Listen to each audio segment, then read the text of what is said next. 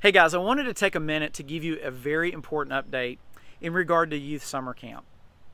Last year, we decided for the first time to hold our own summer camp.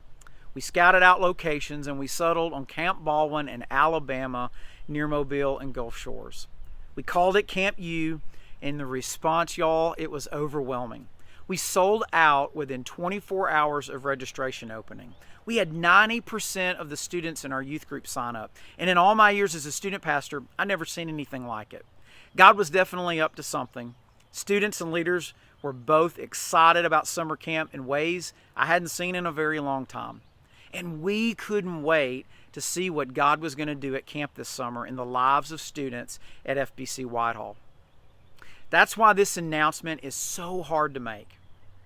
After weeks of praying about this and consulting with the youth committee, life group leaders, and with a great deal of feedback and input from parents, we've made the incredibly painful decision to cancel youth camp for this summer.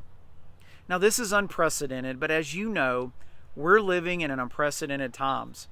I realize that this is a disappointing decision that affects us all, and I would like to take just a minute to highlight three of the main concerns that we had that led to this decision.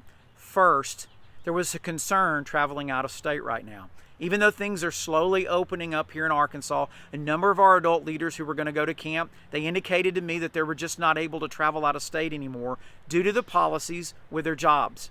And many parents have told me the same thing. They were concerned about having their student travel out of state through areas where the virus is actually increasing at the moment and not decreasing.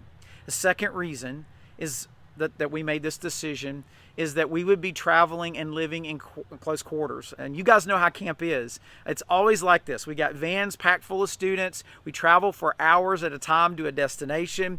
Once we get to camp, we usually are crammed into rooms and into a small room. In fact, the setup would have been 10 to 12 students in a room and bunk beds with one bathroom that they would be sharing.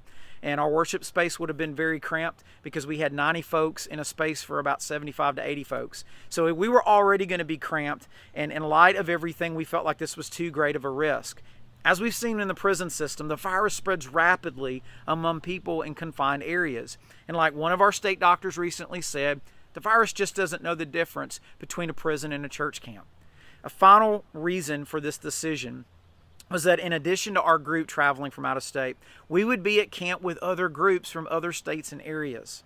And we would be sharing the facilities at camp, like the dining hall, the pool, recreational areas, and things like that. And we just felt that the risk from this right now was too great. Things may be improving here in Arkansas, but that doesn't necessarily mean that they're improving everywhere. So what's the plan? What's the next step? How are we going to move forward? Unless you contact the church for a refund, our plan is to apply any funds you paid towards camp this year to camp in 2021. And the plan right now is that we're going to do our own camp again next summer. And we're hoping as soon as we get the dates and the location nailed down and we communicate this to you guys that you'll want to come back. But after we announce the location and dates, if you're unable or unwilling to go, you can request a refund and we'll be happy to send it to you. Obviously, we'll be sending a refund to any current senior who registered for camp this summer. And to the senior class, my heart breaks for you guys the most. I realize that you've missed out on so many things over the last couple of months, and this decision adds to your grief. To the class of 2020, I want to tell you we're standing with you, we love you, and we plan to honor you on Sunday, July 12th during the 10:30 morning worship service. And if conditions will let us do it, we're going to have the grad banquet like we always do to properly celebrate and to send you into the next step in your life. This was a painful decision, but it was made with all the students' well-being and health in mind. And we're going through a season where we're losing a lot of things like jobs and events and milestones and in some cases even lives. But we have not lost God. Deuteronomy 31:6 is a great promise. It says, "Be strong and courageous. Do not be afraid or terrified, because the Lord your God goes with you. He will never leave you or forsake you." Students, parents, youth leaders, guys, there are better days ahead. Later this summer, we will hopefully be able to start meeting again on a limited basis with students. And we're planning on having a weekend retreat later this fall, as well as other incredible events that will rebuild our group and continue to strengthen your faith in the Lord. If you have any further questions or concerns about anything I've shared in this video, please reach out to me. I hope you know that I mean this with all my heart. I love each of you. I really miss you guys.